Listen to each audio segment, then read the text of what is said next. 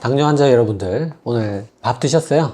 자, 한국인이라면 매일 먹는 밥이지만 당뇨가 있어가지고 이 밥을 참 얼만큼 먹어야 되는지, 현미밥이 좋다던데 콩밥이 좋다던데 꼭 그렇게 맛없는 밥으로 바꿔서 먹어야 되는 건지, 자, 오늘 당뇨 환자분들 그냥 밥 먹는 방법의 총정리, 백과사전, 정답, 이 한편으로 당뇨 환자분들 밥 어떻게 먹는지, 그냥 밥 먹는 방법, 양, 종류, 여러분 궁금하신 거 전부 다 딱 설명드리도록 할게요.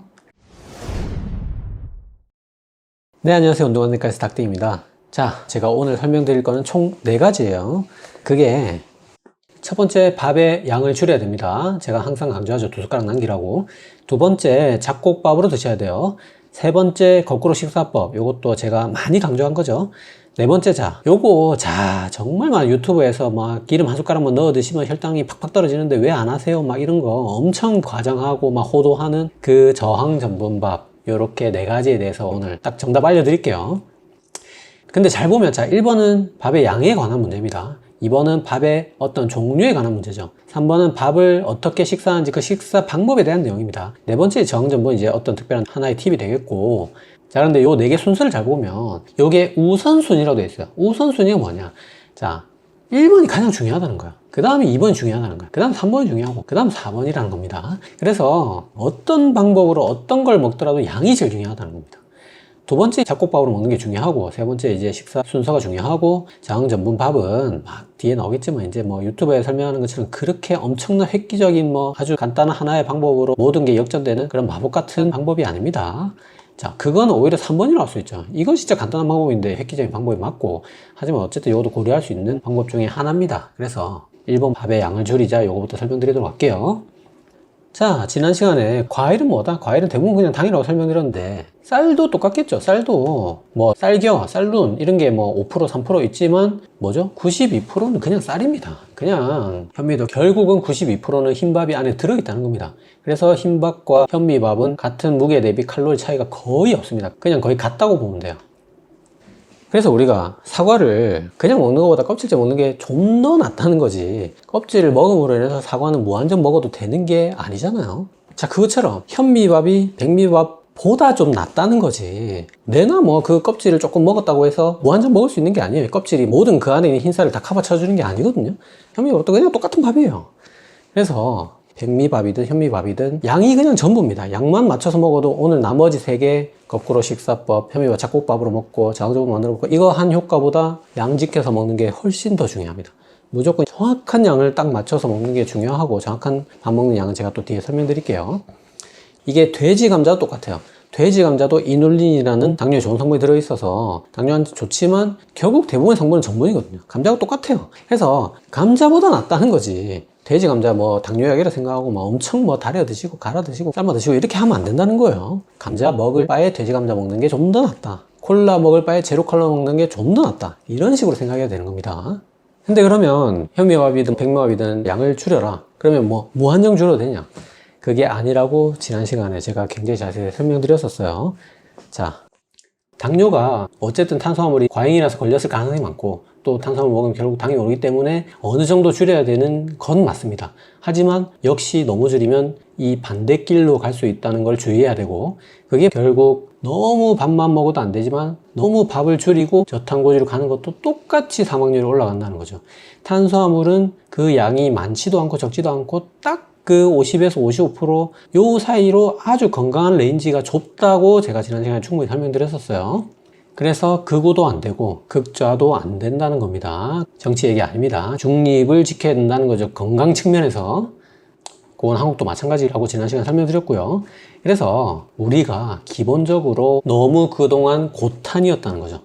자, 이게 아마 요 그릇인 것 같은데, 뭐 조선 말기 일제강점기 요쯤에 이제 밥이 엄청나게 컸고 엄청난 고탄이었습니다.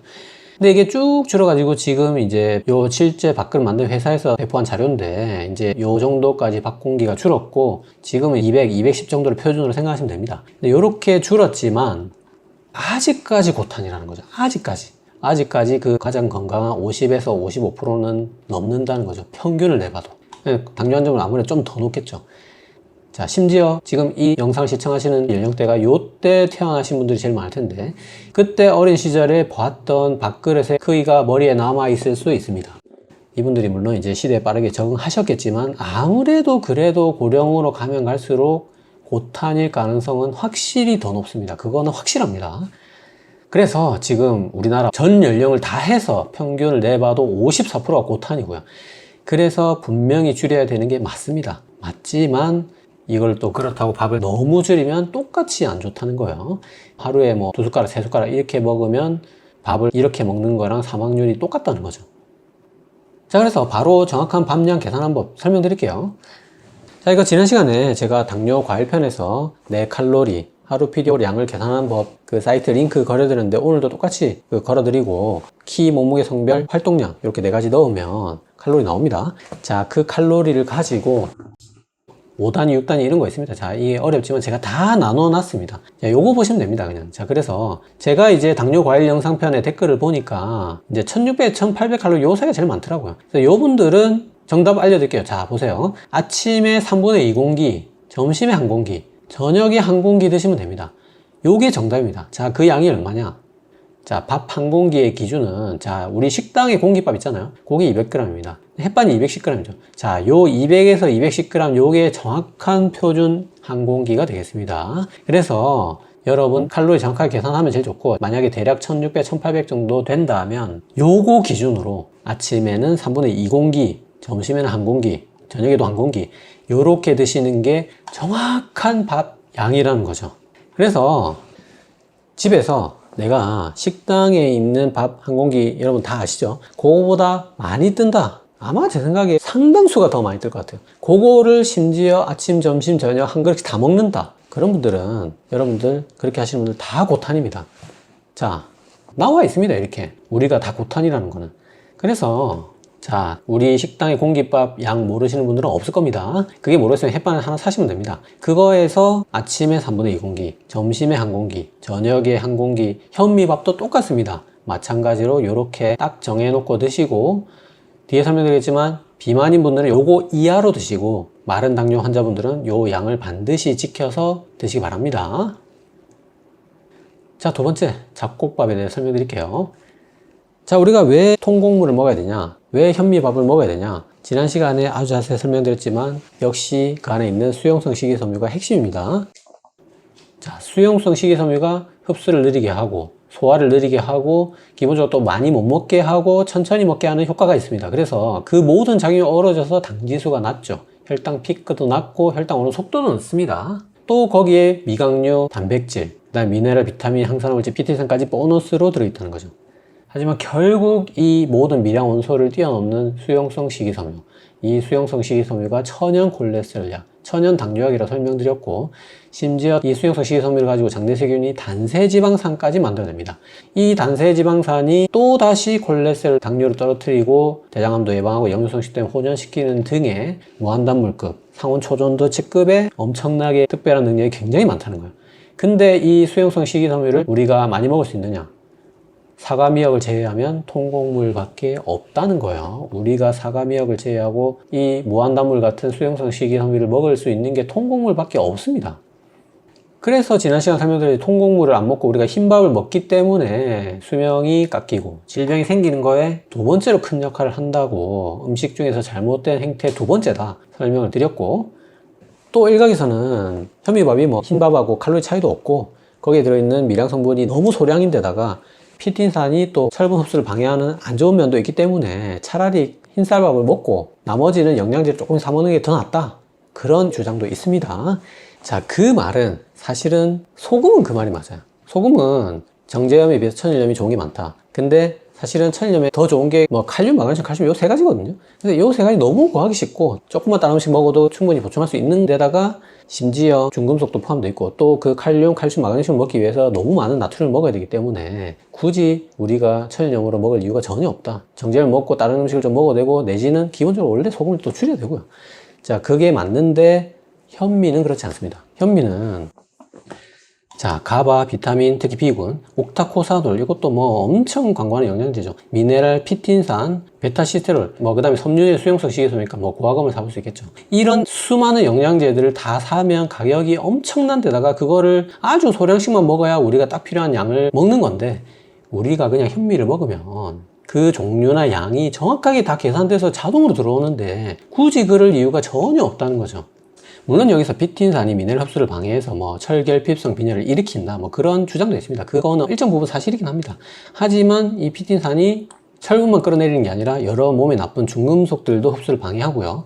심지어 콜레스테롤도 흡수를 방해합니다. 그래서 이게 기본적으로 FDA에서 그라스 인증, 무어도 된다 인증을 받은 안전한 물질인데다가 심지어 이거를 영양제로 팔기까지 합니다. 중금속, 콜레스테롤 흡수 방해하는 그 효과를 노리기 위해서. 그래서 이것도 일종의 어떤 돈 주고 사 먹는 영양제일 수 있다는 거죠. 그래서 이거를 안 먹을 이유가 없고 이런 좋은 효과들 때문에 수명에 미치는 영향은 두 번째, 질병에 미치는 영향도 두 번째가 바로 통곡물을 먹는 거라는 거예요.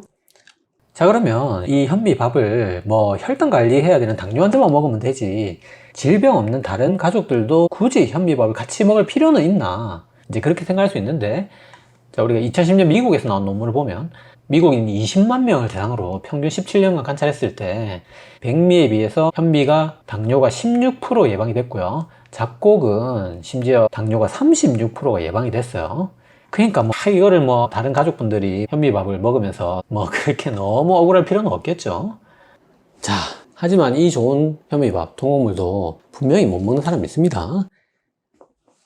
그게 절대로 먹으면 안 되는 두 그룹이 바로 말기 신부전으로 이제 콩팥 기능이 다 해서 칼륨, 인 섭취를 좀 자제하라고 병원에서 그렇게 들은 경우 가능하면 이제 흰밥을 드셔야 되고요. 그 다음에 이제 장염이 지금 막 이제 급성으로 와가지고 막 설설 줄줄 하고 막 소화가 1도 안 되는 이런 분들은 당연히 흰죽을 먹어야겠죠. 백미로 만든 걸 소화 잘 되는 걸 먹고 이 상황에서까지 뭐 현미를 먹으면 안 됩니다. 그리고 이 두 그룹이 이제 절대 못 먹는 그룹이고 상대적으로 또 주의해야 되는 그룹이 네 그룹이 있습니다. 그게 첫 번째 과민성 대장증후군, 기능성 어불량, 이제 설사 많이 하고 소화 안 되는 사람. 이런 분들 이제 굳이 참고 현미를 억지로 고집할 이유는 없습니다. 하지만 이 제 개인적인 얘기인데 제가 진짜 과민성 대장증후군 소화불량이 정말 심하고 뭐 밖에서 외식이라도 하면 진짜 이거 먹고 제발 배 아프지 마라 이런 기도를 하고 먹을 정도로 제가 위장이 안 좋습니다. 근데 제가 현미밥 먹었을 때 솔직히 저는 뭐 제 개인의 경험이 무슨 정답이라는 건 아니지만 제가 먹었을 때 뭐 현미밥이 뭐 소화 안 되거나 뭐 배가 아프거나 설사하거나 뭐 가스가 차거나 이런 건 없었거든요. 만약에 또 먹어서 도저히 소화가 안 된다 그런 분들은 5분 도미도 있고 7분 도미도 있고 뭐 발화현미도 있고요. 얼마든지 소화기에 부담을 주는 것들을 상당히 줄인 현미들이 또 많이 나와 있습니다. 만약에 그것도 안 된다, 그것도 안 되면 5분 도미, 7분 도미를 흰쌀과 반반 섞어서 이렇게 시작해도 되는 거고요. 그렇게 해서 먹을 수 있지만 그래도 그렇다 하더라도 나는 너무 부담이다, 막 뭐 인생이 괴롭다 막 그러면 이제 뭐 이거를 억지로 참고 먹을 필요는 없습니다. 아까 말한 대로 결국은 이제 현미든 백미든 양이 제일 중요하기 때문에 뭐 백미 먹어도 됩니다. 우리가 운동 건강에 좋죠. 달리기 건강에 좋지만 무슨 뭐 엊그저께 심장 스탠트 받고 나온 환자를 뭐 마라톤을 시킬 수는 없는 거잖아요. 아무리 좋은 거도 못하면 못하는 거야. 안 되면 안 되는 겁니다. 억지로 참고 먹을 이유가 하나도 없습니다. 양이 제일 중요하기 때문에. 하지만 5분 도미, 7분 도미, 발화현미 이런 더 순하게 접근할 수 있는 현미밥도 많기 때문에 가능하다면 우리 건강에 너무 큰 도움을 주는 두 번째로 중요한 식습관이기 때문에 통곡물 밥을 한번 가볍게 이런 것들부터 시도해 볼 수 있다는 거. 그 다음에 두 번째 이제 철결핍성 빈혈 환자, 아까 말씀드렸죠. 이제 생리를 너무 심하게 한다거나 뭐 임산부라든지 이런 분들 이제 빈혈이 있을 수 있습니다. 그런 분들 아까 말한 대로 쌀겨의 피틴산이 철분 흡수를 조금 방해할 수 있는데 사실 이제 정말 빈혈 심하다 내지는 임산부다 이러면 그냥 철분제 하나 먹으면 되거든요. 그렇게 피틴산이 강력한 무슨 철을 뭐 모조리 다 흡수를 방해하고 그런 물질이 아닙니다. 자, 세 번째 성장기 어린이. 성장기 어린이 이제 아무래도 소화력이 좀 떨어지고 그 다음 이런 미네랄이 부족할 수 있고, 세 번째는 장내 세균이 또 충분히 발달하지 않았기 때문에 현미밥이 좀 부담되는 어린이들도 있을 수 있습니다. 하지만 이것도 성장기 어린이가 현미밥을 잘 먹는다면 저는 마다하지 않고 먹어야 된다고 생각합니다. 자, 이 많은 영양제를 그냥 먹을 수 있는 기회를 굳이 마다할 이유가 없다는 거죠. 아무리 어린이라도. 네 번째, 통풍 환자. 자, 통풍 환자도 마찬가지입니다. 자, 제가 지난 시간에 통풍 영상에서 우리가 뭐 술, 그 다음에 뭐 단순당 이런 누가 봐도 안 좋은 뭐 내장류까지 이런 음식들은 이제 통풍 환자 음식 철저히 가려야겠지만 사실 음식이 그렇게까지 중요한 게 아니다. 이런 정말 누가 봐도 나쁜 걸 제외하면 퓨린이 많다고 해도 식물성 제품들, 뭐 콩이나 뭐 이런 잡곡이나 이런 것까지 저는 줄여야 된다고 보지 않는다고 지난 시간에 제가 굉장히 자세히 설명드렸었어요. 그래서 나는 뭐 흰밥 먹으면 아무 일도 없는데 잡곡밥만 먹으면 그날은 무조건 통풍발작이 온다, 이런 분들 아니라면 저는 통풍 환자들도 충분히 자기 요상 관리를 하면서 잡곡밥 먹을 수 있다고 생각합니다. 그 안에 좋은 것들을 놓치는 그 해가 더 크다고 생각해요. 그래서 통풍 환자들도 충분히 고려할 수 있다는 거. 자, 그래서 이분들은 정말 통곡물밥, 현미밥, 잡곡밥 이런 것들을 안 먹도록 주의를 하는 게 맞고, 요 그룹들은 그래도 웬만하면 5분도미, 7분도미, 발화현미 이런 가벼운 현미밥으로 살짝 한번 시도해 봄직하다. 하지만 너무 억지로는 먹지 말자. 아무리 좋은 것도 안 되면 안 되는 거다. 자, 그렇게 현미밥은 결론 내릴 수 있겠습니다. 자, 두 번째 잡곡인데, 자, 잡곡은 이제 뭐 흰밥에 섞어도 되고 현미밥 베이스로 거기에 잡곡을 추가로 또 섞어도 돼요. 근데 이제 가장 궁합이 좋은 게 콩류입니다. 콩밥이 가장 좋습니다. 물론 이제 맛은 제일 없지만 이 중에서 두 번째 여러 가지 잡곡들 설명드릴 거고, 세 번째 이제 고구마 옥수수, 네 번째 감자인데, 요게 이제 고구마 옥수수가 아무래도 이 애들보다 식이섬유나 단백질 이런 게 조금 떨어지고 당지수가 조금 더 높다. 그리고 감자는 당지수 더 높다. 좀 그런 면에서 이제 이렇게 티어를 나눴지만, 그래서 이 애들 위주로 먹는 게 맞긴 하지만 이 애들도 안 되는 게 아닙니다. 이 애들도 무조건 먹지 말라는 게 아니라, 우리가 결국 이제 감자도 탄수화물이 많고 흰밥도 탄수화물 많으니까 줄이라는 거지, 골고루 먹는 측면에서 콩밥, 잡곡밥 먹다가 감자밥 그 양만, 우리가 밥의 양을 감자 양만큼 딱 줄이고 하면 이걸 돌려 먹는 가운데 감자밥을 한 번씩 먹는 건 절대 나쁘지 않습니다. 근데 이 중에 선호도를 조금 떨어뜨리자는 거지, 이것도 결코 금기사항은 아니라는 거, 절대 먹으면 안 되는 뭐 그런 건 아니라는 거. 그리고 우리가 여기 공통점이 뭐냐면 이제 수용성 식이섬유, 그 다음에 단백질, 그 다음에 여러 불포화지방 이런 게 많이 들어서 잡곡밥으로 먹는 건데, 요거하고 좀 궤를 달리 하지만 쉽게 말해서 요거는 이제 수용성 아니고 불용성 식이섬유고 단백질이나 뭐 불포화지방 이런 거 없는 애들이지만, 이 야채밥, 예를 들어서 뭐 표고버섯밥이라든지 콩나물밥이라든지 또 유튜브에 보니까 양파밥도 있더라고요. 이런 애들 다 좋습니다. 이런 것도 얼마든지 좋습니다. 그래서 현미밥 쭉 베이스로 먹다가 흰밥에 이런 애들 다 골고루 섞어 먹어도 되고, 더 잘 되면 현미밥에 이제 이런 걸 돌려서 먹어도 되고요. 그래서 여기서 2티어, 두 번째로 좋은 잡곡 8가지 먼저 보도록 할게요. 자, 현미 이제 충분히 설명드렸지만 요게 지금 보시다시피 당지수가 굉장히 낮습니다. 아까 말했듯이 이제 단백질도 많고 요 수용성 식이섬유도 3.3g 들어있죠. 그 다음에 이제 보리는 뭐 당지수는 좀 높긴 하지만 식이섬유 완전 장난 아니죠. 이거 수용성 식이섬유가 뭐 현미 3배입니다, 3배. 그 다음에 율무 뭐 이런 애들 당지수가 대부분 다 50대, 60대 굉장히 낮고, 뭐 흰쌀밥 요거 83에 비하면 다 굉장히 좋죠. 자, 요런 8가지 잡곡 모두 공통적으로 단백질도 풍부하고 수용성 식이섬유도 굉장히 많습니다. 당지수도 많이 떨어뜨려 주고요. 자, 그 다음 미량 원소들을 보면 현미 아까 말한 대로 이제 피틴산 있고 이노시톨, 비타민 E, 리놀렌산 이런 거 많고요. 비타민 B군도 풍부하고 기본적으로. 보리는 또 콜레스테롤 혈당을 떨어뜨려주는 베타글루칸 함량이 특별히 또 높습니다. 자, 여기서 한 가지 아셔야 되는 게, 현미에만 피틴산이 들어있고 보리에만 베타글루칸이 들어있고 그런 거 아닙니다. 자, 전부 다 피틴산 다 들어있습니다. 전부 다 베타글루칸 다 들어있습니다. 특별히 보리에 더 많다는 거예요. 특별히 현미에 피틴산이 더 많다는 거예요. 좀 그런 면이 있다는 거지. 기본적으로 이런 미량 원소들은 대부분 다 비슷하게 다 많이 가지고 있습니다. 그래서 국민은 안토시아닌, 이제 그 보라색 항산화 물질이죠. 그 다음 비타민 E 같은 항산화 성분이 또 풍부합니다. 자, 메밀에는 특별히 콜레스테롤도 줄이고 혈압도 떨어뜨리는 루틴이라는 성분이 또 많이 들어있습니다. 이게 뭐 항산화 성분 플라보노이드 중에 하나인데, 뭐 이런 물질이 또 굉장히 많이 들어있어서 도움이 될 수 있는데, 이게 이제 뭐 메밀면이나 메밀묵이나 이런 걸로 먹지만 밥에 넣어 먹는 메밀밥도 있거든요. 이런 걸로도 충분히 만들어 먹을 수 있습니다. 자, 그 다음에 1티어 콩에 대해 설명드릴게요. 자, 콩이 왜 1티어냐, 진짜 희한한 게, 자, 쌀은 필수 아미노산 중에 라이신이 적게 들어있고 메치오닌은 그나마 또 많은 편입니다.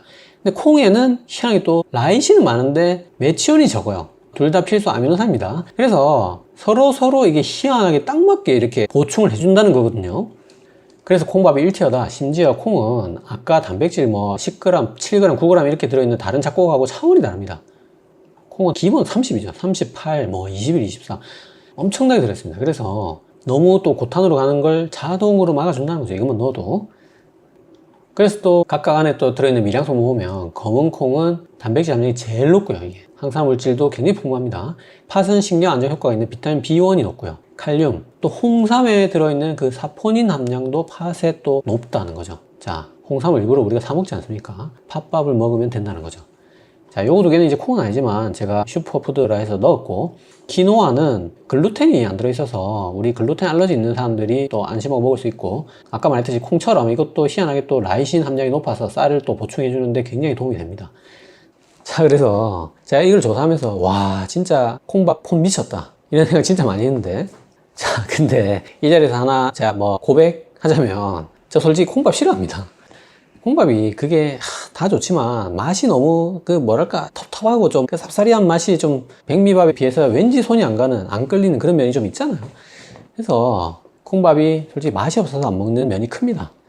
자, 그런 분들을 위해서 제가 추천드리는 거는 뭐냐면 완두 콩밥이 되겠습니다. 자, 소위 말해서 콩에 입덕하기 좋은, 입문하기 좋은 콩이 완두 콩밥이다. 이건 맛이 막 그렇게 거부감 느껴지는 그런 텁텁한 맛이 덜 하거든요, 확실히 다른 콩에 비해서. 그래서 현미밥이 5분 도미 7분 도미 발화 현미로 입문하듯이, 입덕하듯이 콩밥은 완두 콩밥으로 가벼운 수준부터 한번 입문해 보시기 바랍니다. 자, 이 콩밥 마지막으로 한 가지만 당부 말씀드리면, 처음부터 너무 의욕이 앞서서 절대로 너무 많이 때려 넣어 드시면 안 됩니다. 자, 처음에는 밥 쌀 양의 한 10% 정도, 5에서 10% 정도 가볍게, 정말 그것도 부담스럽다면 뭐 진짜 열알 뭐 이렇게만 넣어도 돼요. 조금만 넣어가지고 해보고 먹어보고 조금씩 늘려가지고, 정말 이제 잘 먹는 분들은 콩밥 잘 친다 이런 분들은 한 쌀량의 30%까지 늘려가지고 드셔보시기 바랍니다. 자, 요것도 마찬가지죠. 콩하고 밥 무게까지 다 합쳐서 한 그릇에 200에서 210g을 맞춰서 양을 만들어 먹어야 됩니다. 우리가 그 밥 양은 200에서 210g 맞추고 거기에 콩을 더 얹으면 안 돼요. 이까지 다 그냥 밥이라 생각하고, 콩밥이 됐든 잡곡밥이 됐든 전체 무게를 다 합쳐가지고 양을 철저하게 맞춰서, 아무리 뭐가 됐든 제가 뭐라 그랬죠, 양이 제일 중요하다고 했어요. 양을 철저하게 딱 그 안에서 맞춰서 그렇게 먹어야 됩니다, 콩밥도. 그래서 이걸 다 합치면 이제 현미밥, 보리밥, 콩밥 요렇게 몇 끼 돌려가면서 먹어도 되고, 뭐 그게 밥하기 너무 부담스럽다 하면은 요렇게 한 달 간격으로 돌려 먹어도 밥을 먹으면서 우리가 천연 당뇨약, 천연 콜레스테롤 약을 밥이랑 같이 먹을 수 있다는 거죠. 자, 당뇨 환자 밥 식사 방법 세 번째, 거꾸로 식사법입니다. 자, 이거 거꾸로 식사법 뭐 일본의 어떤 박사가 뭐 개발했다 해서 뭐 되게 사실은 뭐 평가 잘 하시는 분도 있는데, 이거 진짜 장난 아닙니다. 당뇨학회 국제학술지에 거꾸로 식사하는 방법이 그 실제 효과 입증된 게 많이 실려 있고, 대한당뇨병 학회에서도 심지어 거꾸로 식사하는 법에 대해서 널리 알리고 있습니다. 그래서 정말 무시 못하는, 진짜 밥 식사 순서만 바꿔도 굉장히 당뇨 환자에게 효과가 좋은, 당뇨 환자는 그냥 기본적인 밥 식사 메타 자체를 통째로 바꿔야 하는 그런 방법이라고 할 수 있거든요. 자, 이게 뭐 많은 논문이 있지만 2020년 미국의 실제 논문에 보면 우리가 탄수화물, 치아바타 빵, 오렌지 주스 요거 두 개를 먼저 먹고 15분 후에 단백질과 야채, 뭐 껍질 제거한 닭가슴살 구이, 비네그레트 곁들인 양상추, 토마토 샐러드, 뭐 버터 곁들인 삶은 브로콜리 이런 거를 15분 후에 먹은 사람하고, 그 다음에 이런 거를 먼저 먹고 15분 쉬었다가 치아바타 빵하고 오렌지 주스를 나중에 먹은 사람, 요 두 그룹을 비교했을 때, 자, 잘 보세요. 자, 탄수화물 먼저 먹은 쪽이 1시간 내 혈당이 200이죠, 200. 당뇨 환자입니다. 200까지 올랐고 2시간 지나서 떨어진 게 170이에요. 자, 혈당이 급격히 오르기도 하고 그 피크 자체도 엄청나게 높죠. 근데 고작 순서만 바꿨는데, 자, 1시간째 혈당이 125, 2시간에 140. 자, 엄청나죠? 자, 혈당도 늦게 오를 뿐더러 그 피크도 정말 거의 정상 범위 안에서 안전하게 오르는 순서의 마법이 굉장하죠. 자, 이건 확실히 입증된 방법이 맞습니다. 자, 그런데 제가 뭐 다른 채널에서도 뭐 식사 순서만 바꿔서 식사해보세요, 또는 뭐 제 영상에서 거꾸로 식사법 이렇게 설명드리면 거기 댓글에 제일 많은 게, 자, 우리나라 식사는 밥하고 반찬 같이 먹는 문화 아니냐, 반찬이 밥을 먹기 위해서 짜게 만들어진 게 대부분인데 어떻게 그 반찬을 먼저 먹고 밥을 마지막에 따로 먹을 수 있느냐, 그런 우리나라 식문화에서 거꾸로 식사법은 불가능하다, 이런 댓글이 정말 많았어요. 자, 그거에 대해서 제가 오늘 이 시간에 여러분들께 확실히 설명드릴게요. 저 포함해서 여러분들 지금 이 영상 보시는 모두 제가 상담하는데 한식으로 거꾸로 식사법을 해본 경험이 전부 다 있습니다. 제가 장담합니다. 자, 그게 어디냐, 바로 삼겹살 집이죠. 자, 이게 바로 거꾸로 식사법이라는 거예요. 이거 자, 짜죠. 자, 이거 짜도 우리가 밥이랑 같이 안 먹죠. 자, 이거 뭐죠?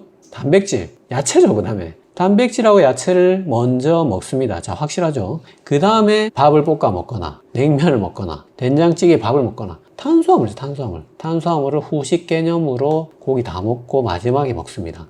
자, 이게 분명한 한식이지만 여기에 대해서 우리가 거꾸로 식사법이 이상하다 내지는 불가능하다고 아무도 느끼지 못합니다. 물론 이제 이렇게 뭐 당뇨 환자분들이 과식을 하고 막 기름진 거 포화지방을 많이 먹고 뭐 탄수화물 거기다가 또 이렇게 엄청나게 몇 끼 먹으면 안 되죠. 가끔가다 이렇게 먹을 수 있지만 제 말은 이런 식사 형태가 가능하다는 거예요. 자, 그래서 제가 예를 들어 보겠습니다. 자, 요거 이제 생로병사 비밀에 나온 어떤 모범 당뇨 식단입니다. 자, 요거 생선구이고 요거 닭가슴살 샐러드, 요거 이제 아마 서울시 불고기인 것 같은데 요거랑 요거를 간을 슴슴하게 하는 겁니다. 그래서 요거 세 개를 먼저 먹는 거예요.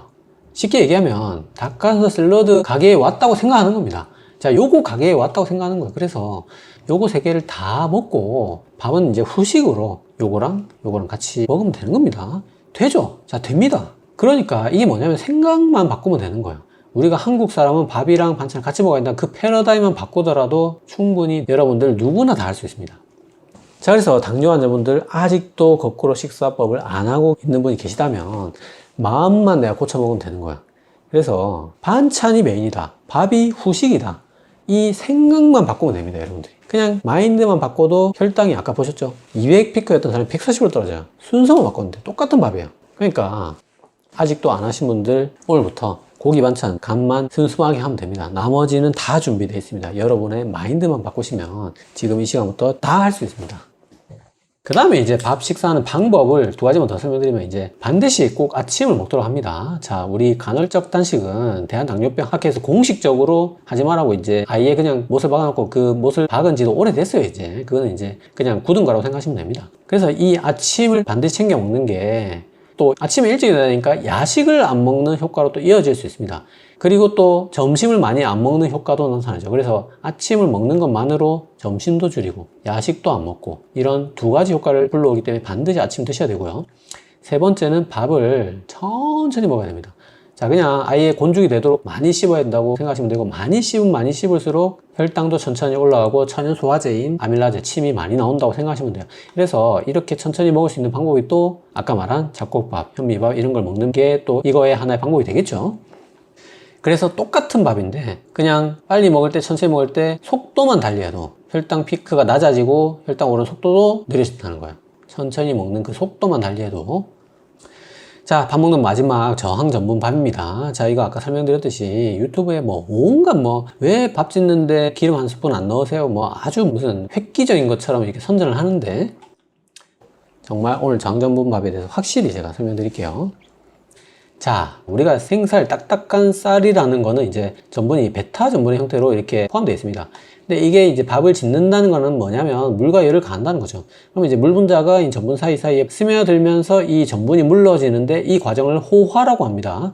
그래서 전분이 호화되면 알파 전분을 변하게 됩니다. 이 흡수가 굉장히 빠르거든요. 그래서 이제 밥이 이제 생살에 비해서 흡수가 잘 됩니다.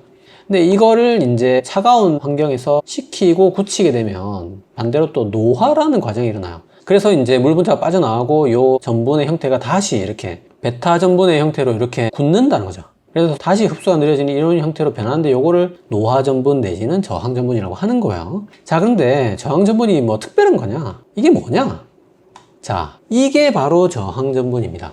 저항 전분이라는 게 밥을 했을 때 내지는 식혔을 때 요 밥이 무슨 저항으로 변하는 게 아니라 여기에 지금 저항 전분이 있습니다. 어딨냐? 바로 요겁니다. 요게 저항 전분입니다. 자, 그래서 우리가 밥하고 조금 식었을 때 밥솥 열어보면 밥이 있고 그 밥솥 표면에 까실까실하게 뭔가 셀로판지도 아니고 뭐 이게 플라스틱도 아닌 얇은 뭐 비닐 박막 같은 그런 게 막 붙어 있잖아요.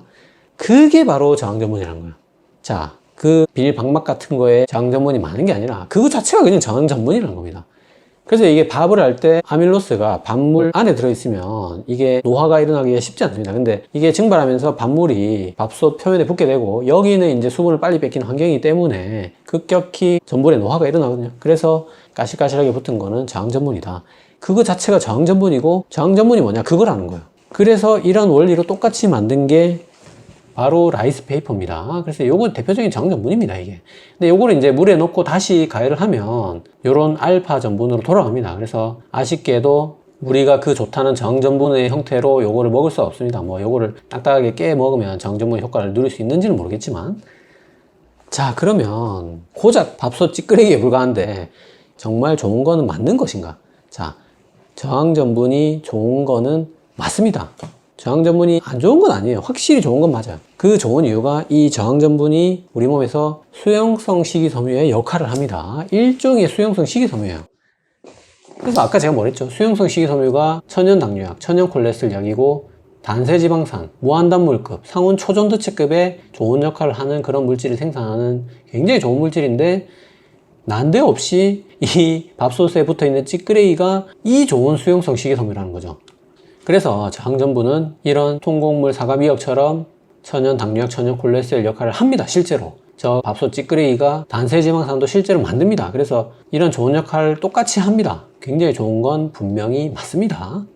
자, 그래서 일단 좋은 건 맞기 때문에 저항전분만 만드는 법에 대해서 제가 확실하게 설명드릴게요. 첫 번째, 우리 한국, 일본에서 먹는 그 자포니카 쌀, 그거보다는 인도나 동남아에서 먹는 인디카 쌀, 안남이라고 하죠. 요게 좀 더 저항전분이 잘 생깁니다. 그리고 밥을 지을 때 아까 여러 번 설명드렸던 대로 무언가 식용유든 콩기름이든 식물성 오일을 한 스푼을 넣고 지으시면 됩니다. 이 중에서 이제 콩기름의 효과가 제일 크다고 하고요. 그 다음에 전기밥솥보다는 냄비밥이 좀 더 저항전분이 많이 만들어진다고 해요.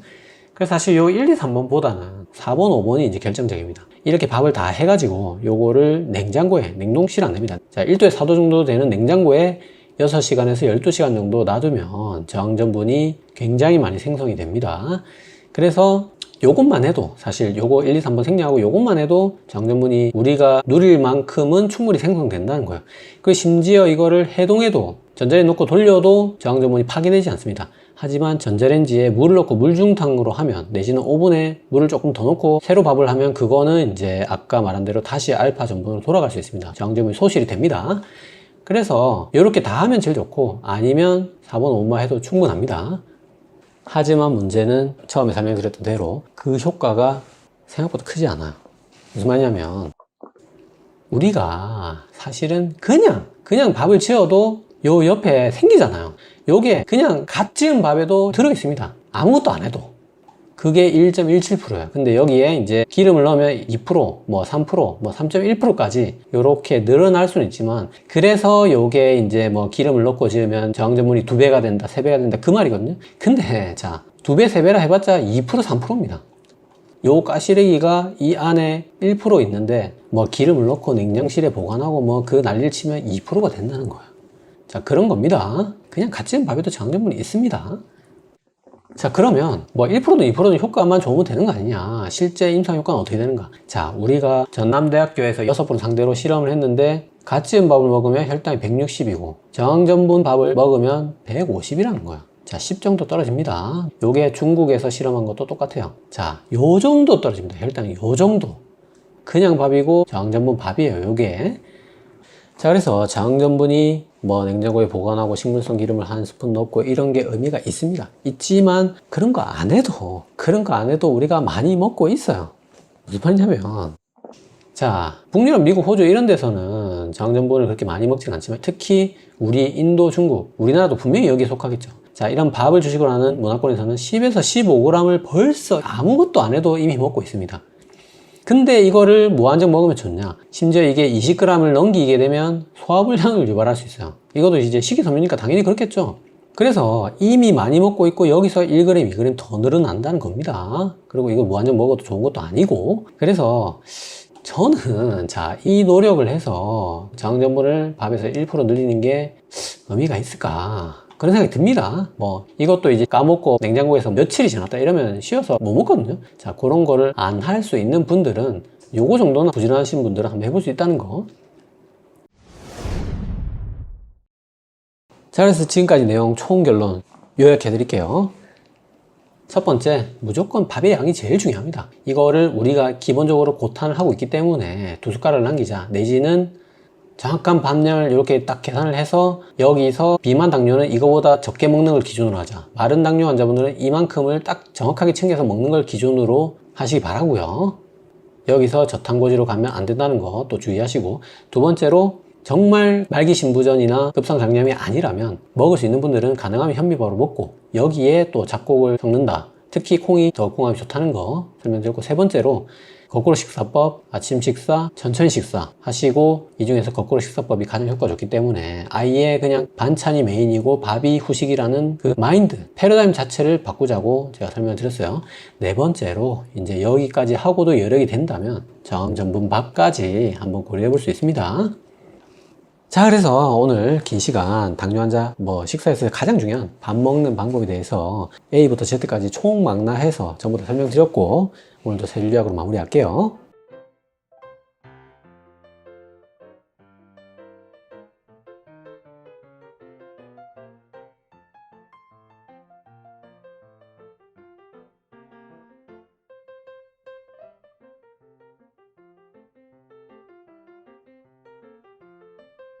자, 오늘 영상 도움이 되셨나요? 도움이 되셨다면 구독은 여기, 관련 영상은 여기 봐주세요.